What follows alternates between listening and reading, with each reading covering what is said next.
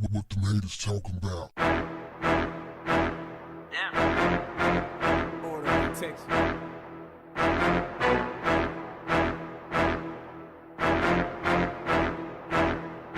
Black women and black gay males, they're writing hit pieces and they're speaking very, very reckless of black men. Yeah. Like, black men are on their radar, like we're in their crosshairs. Yeah. And everything is like, okay, like white supremacy, we thought, and here's the thing, like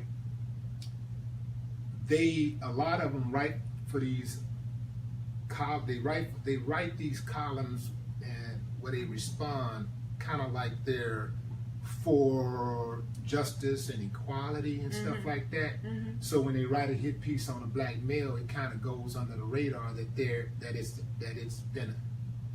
a what they call it, it's a coup basically. Yeah. You know, like they it's Jedi mind tricks. Yeah, they're playing those tricks exactly. So, what do you think about these type of people, and how do we eradicate them? Yeah. I ain't talking about just deal with them. Yeah. I'm talking about how do we eradicate them?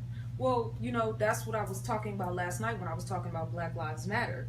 Like here everybody's, Black Lives Matter is the new movement, but then when you go to the website and there's anti-black man sentiment on it, how can you claim to be representing black people, but you have an issue with our men? Your agenda says loud and clear, we want to take the movement away from black men being the head and take it back to where everybody's represented equally. But hold on, so racism, white supremacy isn't the number one agenda? Right. So you going after the black man first. Right. Then we could talk about racism. Oh, okay. Right. But shame on us for not going and doing the knowledge and at least looking at the website to see what the real agenda was really about. This is the white man's world. He's built a hell of a world for himself. So the money, the fame, the accolades,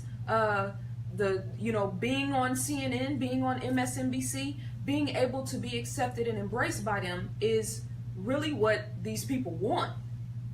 They want to be accepted. They don't. The things I talk about are controversial.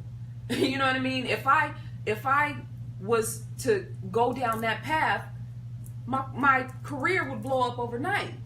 So when you do that, when you are speaking a language that is comforting to white people and that makes them feel good, you get rewarded for it. So they're being rewarded for it. And then also, a gay black man is never going to be able to stand up for and speak for black men. He's on the border line of whether he's a woman or a man. And so when we talk about the LGBTQ element of this, we have to understand that there is a dynamic that's happening now that's breaking down the fabric of the male-female relationship. Is a gay black man going to be able to stand up and respect and protect me as a woman? Is a gay woman going to be able to take that matriarchal position where she knows that she has a responsibility to men, whether she's involved with one or not? Or is she thinking from the perspective of trying to be a man? So in the media now, we have, and we've been saying for a long time now, we think the white man's ice is colder. We have social media now. You can start your own blogs. You can build your own website and speak up for your people in a way that doesn't compromise your integrity. But we want that fast train to success. And there is an inner war going on between black men and black women. Not all of us, but social media is magnifying it now to where these people have a voice to go on, and all their pain from what their father did to them, or their boyfriend, or their baby daddy, or their baby mama, or whatever, all of that pain now is being covertly hidden in thought pieces about black people and where we stand right now. Yeah, it's interesting to me because I always say the exact same thing that you're saying, is that how can I as a black man have a black daughter that I so-called love and I hate black women? Yeah. So how can you as a black woman have a black son and hate black men? What can you possibly give your son if you hate that which he is to become? Absolutely. How can you hate that? Yeah. And they somehow, in their little bitty pissy minds, think that it's possible to do that. I can love my son but hate all black men. You I can hate love your everybody son else. and fuck your son up too. Yeah. You know what I'm Right. saying? You can love your son and have him in environments that are going to mess him up. You can love your son and let him walk around the house in your high heel shoes. Mhm. You know what I'm saying? It's like there's different levels of communication. So me and you right now are having this conversation. Then there's the body language communication. Then there's the energy frequency communication. So when you are a mother and you're around your child, and I know this from my interaction with my son, because a lot of times I'm just studying and I'm not physically present. I'm physically present, but I'm not mentally present. I'm in a zone. My son knows now how to speak this language with me. He knows how to move around me when I'm in that zone. As a Right. woman, even if, you know what I'm saying? Even if, Yeah. even if you're not, shout out to Naseem, even if you're not speaking to your child, you're still speaking to your child. So you got this whole anti-male sentiment in you, and you think because you cooking dinner and because you giving your child a bath that they not feeling it. No, they feel it. Mhm. Wow. Very impressive. So how do we get back on the same? How do we get back to black acceptance, gender acceptance? You know, like, because that's not just a lot of hate out there with the feminist women. There's a lot of black men who hate black women. Oh yeah. There's a lot of them out there, and it's like you say, you'll get rewarded if you take out their agenda. If you follow their agenda, because they hate us too. Yeah. So this is the way I operate. The way I operate is that whatever my enemy love, I hate. Mm-hmm. Whatever they hate, I love. Mm-hmm.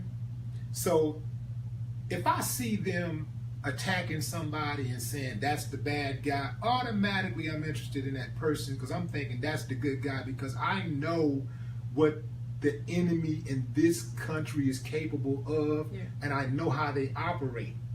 Like, everybody who they've ever went and killed was their friend. Yeah. They kill their friends. Oh, absolutely. All the time. They kill their own So- people. Exactly. So I know what they'll do to me. Mhm. So when I see them operating, you know, for me, the first thing to do is to trust the person that's on the other side and give that person the benefit of the doubt. Just like they've come up with this, what do they call it, black identity, what is it? Black Extremist. identity extremist, Mhm. right? Mhm.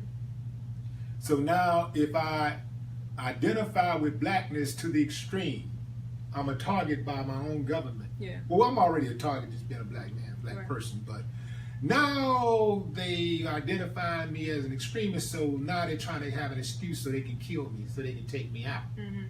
Because this is the same play that they ran back in '57 Mhm. when they come up with this whole idea of COINTELPRO and all of this. So I'm more apt to not believe what they're doing. Mhm. How do we circumvent these attacks that they have on us and get back to each other? Well, the first thing I'm gonna say goes back to food and eating. Professor Tyrone Hayes, who was a professor, a biologist at UC Berkeley, did extensive research and found that the company named Atrazine hired him. They have a pesticide called Syngenta that they spray on all of the corn that is being produced in this country. And he did a study on frogs and found that the male frogs were being turned into females, that they were developing female ovaries, that they were starting to have homosexual behavior with other male frogs. So I'm only saying this because this takes us back to diet and what we eat. We don't know what we're putting in our mouths, and it's affecting us, not just you gaining weight or you losing weight, but it's affecting your cellular DNA. It's affecting your anatomy. It's affecting men having breasts. It's affecting men starting to become feminized or having women-like qualities. So that's the science element of it. I think it's important for me to be the best, most righteous, most intelligent woman that I can be. I'm setting a standard when I walk in a room. Mm-hmm. You know what I'm saying? When I speak, I'm setting a standard. So when I'm interacting, when people watch me on camera, or when young people are sitting in the audience, it's going to affect them a certain type of way. When you walk into a room, when you interact with young boys, when you interact with other men, it's setting a standard for what manhood should look like. So it's important for us, all of us as individuals and as a community, to embody Black excellence. What the haters talking about? Order of protection.